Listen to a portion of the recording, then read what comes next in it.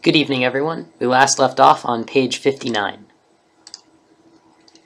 3 days ago. DNA confirmed it. We've got the fingerprints of Mr. Ted Davidson at the scene of Chuck Butler's murder, Nikki said. She had gone straight from the fingerprint lab to Kerry's office. Kerry stood up and came to look at the results. Okay, run this through the database. Get us information on this guy. Already working, Nikki responded. The choice database and the crime database are both searching for him. Almost done, too. A few minutes later, after seeing the file and reviewing the evidence, Kerry had pieced together quite a bit of what was going on. She called her team together in the briefing room and stood in front of the screen displaying Ted Davidson's pictures. Mr. Ted Davidson has missed his last 3 scheduled choices, she stated. He's been out of the country. He went to Switzerland last July. He happened to be there on the 14th. They all nodded. That was the summit meeting the Diablo had called, gathering the leaders of all factions from all countries.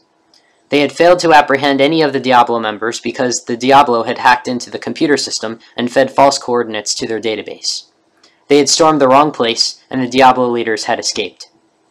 It would be ridiculous to suggest that Ted Davidson was not a member of the Diablo. To have been present for the murder of Chuck Butler, whose parents had given critical information to the police 2 years ago about the Diablo, and to have been in Switzerland on the day of the summit was very compelling circumstantial evidence. His track record also indicated involvement with other Diablo members. The gang was not racial or class-based, which made it all the more dangerous. Anyone willing to be initiated could become a member, and skilled criminals rose to power in their factions. As if that wasn't enough proof that the Diablo are involved here, Kerry continued, Mr. Davidson's fingerprints were identified 3 months ago by a New York CSI. They suspected he was involved in tank trafficking there, but failed to prove it. Mr. Davidson was released. The Diablo are known for getting away with tank trafficking, Sarah said. Tank was the street name for the most dangerous and addictive substance known to man. It was cheap, it could be made in homes with the assistance of a tank lab, and just 1 milligram could get the user as high for as long as he would be if he had taken 10 milligrams of meth. Right, Kerry nodded. Or more accurately, they're known for ratting out some of their members to get away with tank trafficking. They're so large it doesn't matter if they lose a few people to the cops, Nikki said. And they can continue their noble business, Kerry cynically finished. So the question remains, Justin said. What do a metal alloy chemist, a pharmaceutical chemist, a florist, and a 17-year-old boy have in common? Building something? Greg inquired. I mean, you might need a few chemists if you were trying to invent something. Invent what, though? Nikki asked anyone who wanted to answer. These people don't seem to be inventors. The Diablo are known for drugs and weapons. They're too large for one country to take down. They never do enough damage to warrant a multinational strike. That's because they aren't interested in political power or land or fame, except within their own terms. They're just interested in money, Kerry stated, and interested in living like celebrities in whichever countries they happen to be in. It's clear that these murders weren't rival gangs trying to strike each other, though.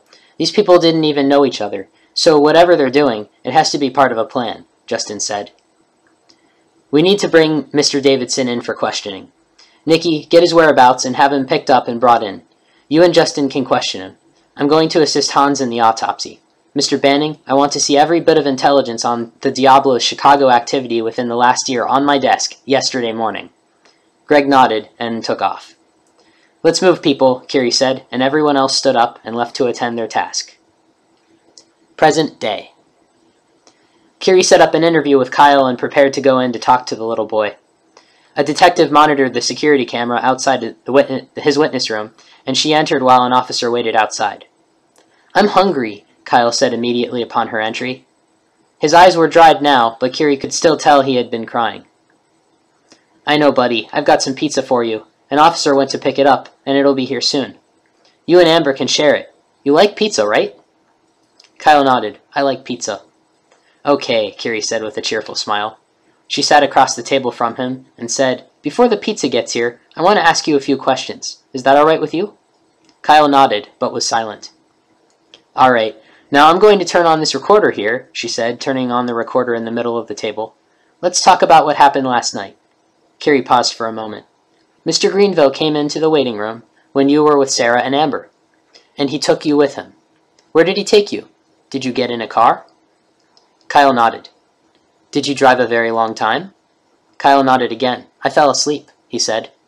You fell asleep in the car. Okay, Kyle. Where did you wake up? In a bed, Kyle said quietly. In a room. Kerry nodded in comprehension. Was it morning? Was it still dark outside? Kyle shook his head. It was daytime. Okay, Kerry said. What happened after you woke up? Mr. Greenville came.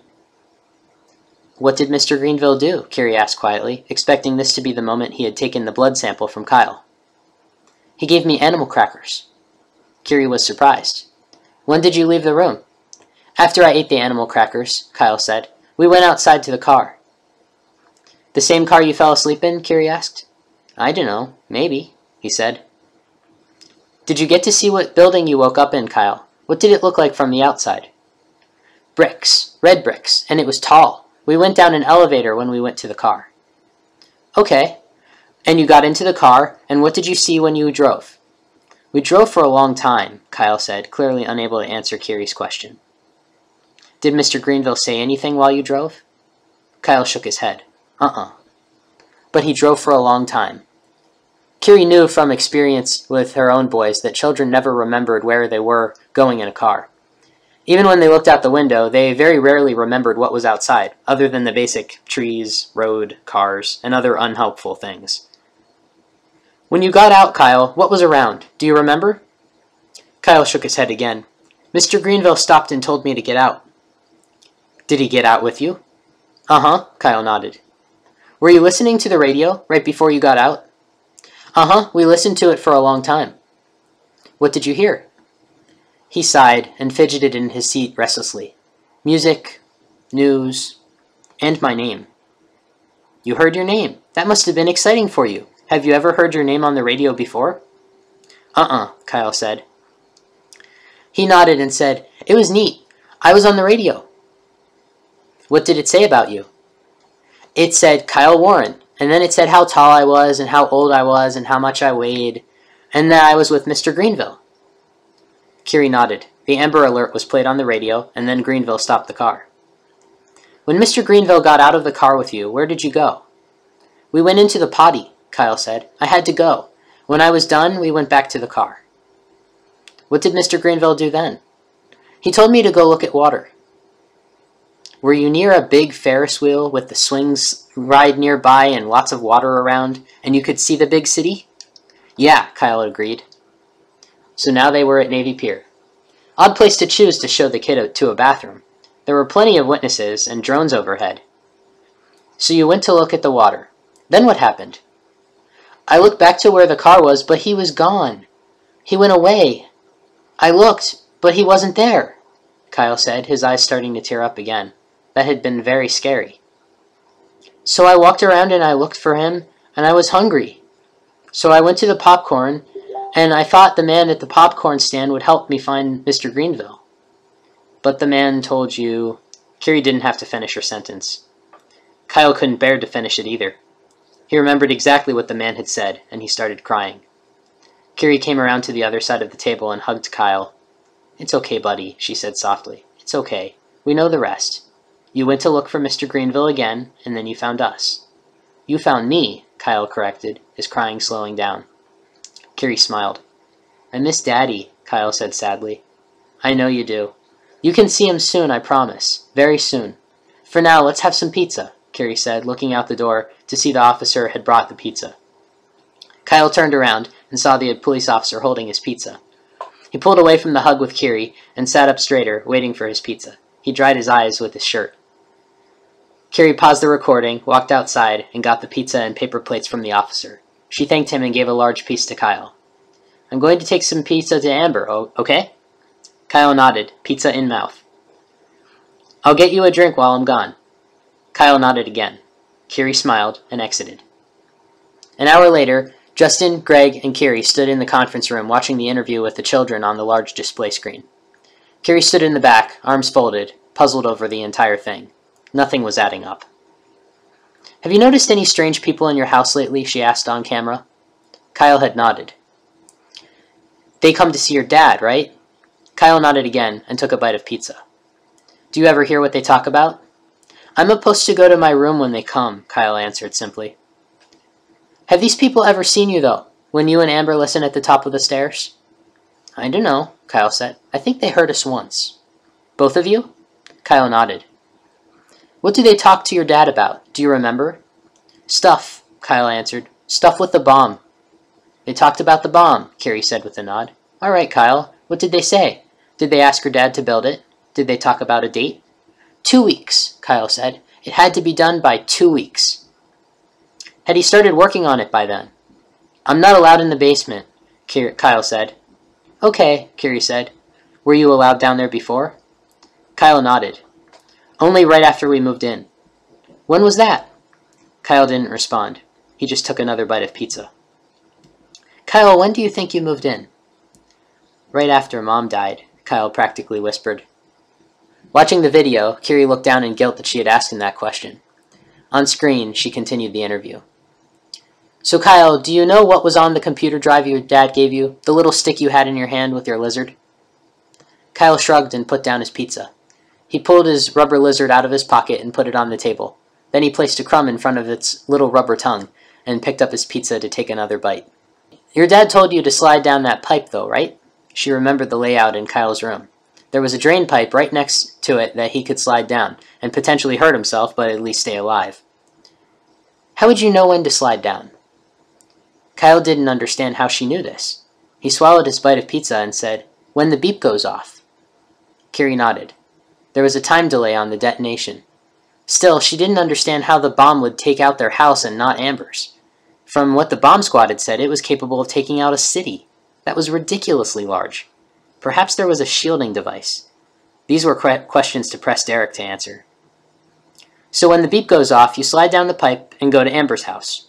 What were you supposed to do with the computer drive your dad gave you? Keep it, Kyle said simply. Forever? Were you supposed to plug it into anything, or just keep it? Keep it until I'm older. How much older? Dad said when I have a computer.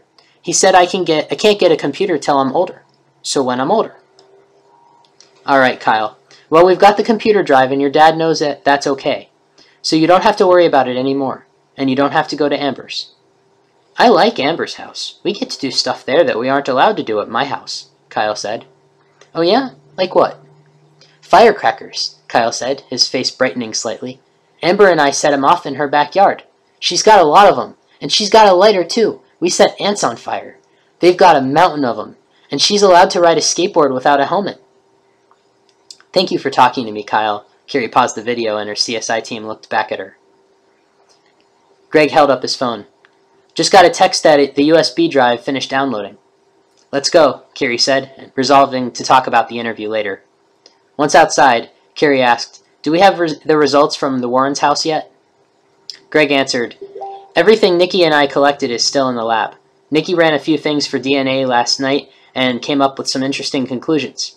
She said she wanted to double-check it, so Reggie's doing that now. I found a few things that are still in trace. Reggie was the technician who handled running trace, small particles left behind at a scene, and other evidence through the computer database, and double-checking the CSI's results. Kerry nodded. As soon as we have those results, I want to see them. What are your conclusions thus far?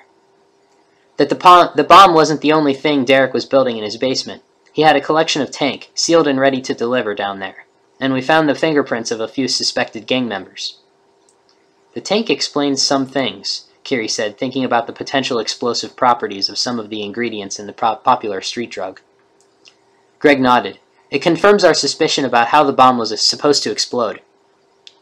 Kerry nodded and said, keep an eye on Reggie, Mr. Banning, and make sure I know that as soon as we have results from the Warrens' house. Go ahead and run the gang members through the database and check their previous choices. I want to know if they've missed any. We can put them in the Warrens' house, but we can't accuse them of anything until we have some data. Yes, ma'am, Greg said eagerly. They arrived at the computer where the chip had finished downloading. It was guarded by an officer in a smaller room that was usually used as a backup computer center when the other ones were busy with overload cases. Kerry sat down and pulled up the file. She started reading it carefully but quickly. One of her talents was her ability to speed read. It was largely scientific data discussing Derek's discovery of the explosive nature of the chemical used in the United States to treat geraniums. Production of the chemical had not become illegal because it was only explosive if large quantities of it were gathered. But according to one news article saved in the data Kerry was looking at, Derek had discovered 5 years ago that one could use a small amount of the chemical, what one might find in a bunch of geraniums gathered from the local florist's shop, to make the bomb. The only extra ingredient needed happened to be a common over-the-counter drug used to produce the illegal drug nicknamed tank. Kerry also read through other articles saved in the chip, as well as data from what seemed to her like chemistry equations. Scanned in were original pieces of paper with schematics scribbled on them in pen. Obviously, Derek had used a ruler, because the lines were perfectly straight. The schematics looked quite detailed, but written all over them were words in tiny print, arrows pointing to parts, and indecipherable scribbles that must have made up some type of code that Derek understood. Kerry couldn't make heads or tails of it, except that it was supposed to be a bomb. They had gone into this situation knowing Derek was a scientist. What they didn't know was just how brilliant he was. Kerry looked at some of the equations saved on that chip, and she was quite impressed. She hadn't seen anything so complicated since she had worked a case a year ago with the FBI office in Chicago to uncover a plot to gas L trains. Kerry's people had done a lot of decoding on that case as well. So when she saw Derek's equations, she realized he was not an average chemist, but quite skilled. Derek's work wasn't just for the bomb. She realized about halfway through reading his equations and notes. These were equations for propulsion tanks. Derek wanted to build an engine out of this explosive combination, and that perhaps was what originally started this entire ordeal. She looked at the date on some of the equations, and they went back 5 years. 5 years ago, Kerry thought, Derek Warren, innocent and brilliant scientist, discovered that a very small quantity of the chemicals used to treat household geraniums, combined with an ingredient in migraine medicine, would have explosive power. From the data here, explosive enough to propel a rocket off the planet, possibly to Mars, maybe even beyond. Peaceful science, she thought mournfully, corrupted by organized crime. Apparently a gang leader, since he acquired the migraine medicine through the tank. But instead of building the usual drug empire, this gang probably wants to sell the bomb to terrorists and make a fortune. A bomb that could take out a city, but could be made from simple household products, was a very dangerous thing indeed. It made more sense that they would need to protect the plans than protect the bomb itself. There was a deadline, though. 2 weeks, Kyle had said. 2 weeks from when, though? And what happened then? Why had Greenville and Parker attempted to kidnap the children, and then returned Kyle when it was so much more beneficial to keep him? Did Derek give the bomb design to anyone else? Did it come from his previous company, or did he think of it on his own?